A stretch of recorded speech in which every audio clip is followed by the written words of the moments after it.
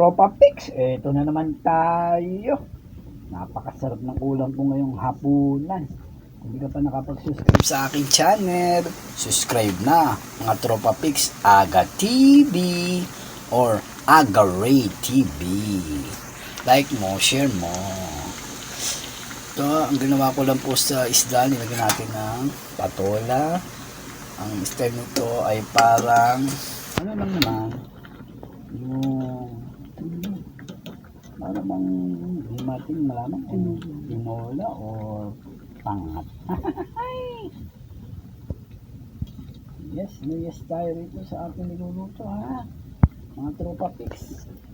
Sarap nito, yummy ito ha. Yan nga, subukan natin yung ano ito.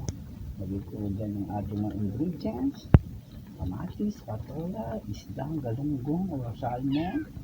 Nalagyan ko ng tanlad, okra, sitaw, para bang sinigang pero galing tinola. Malunggay, ano to? Dalawang klase ginawa natin dito, parang pangat at sinigang, no? Pero tinola yung isda ko. Mga tropa Pix, yan po, bakit single ng klaseng ulam. Gayahin nyo na po mga tropa Pix. Yummy tayo dito.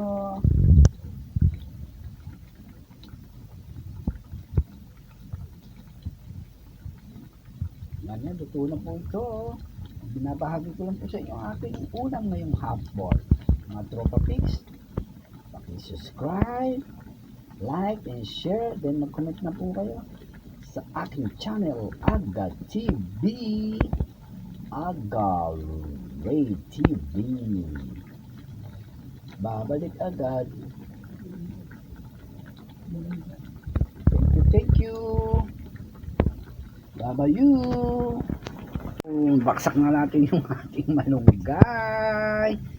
Uy, nagpapa-shoutout sa atin ang ating kaibigan at si Reynolds Dimes sa 1034, si Reynolds Dimes at saka si Los Kitchen TV. Yan ang mga aking unang subscriber. Salamat sa inyo. Aga TV po, nagpapasalamat. Babayu, hanggang sa ulitin. Babalik agad si Aga TV. Thank you so much.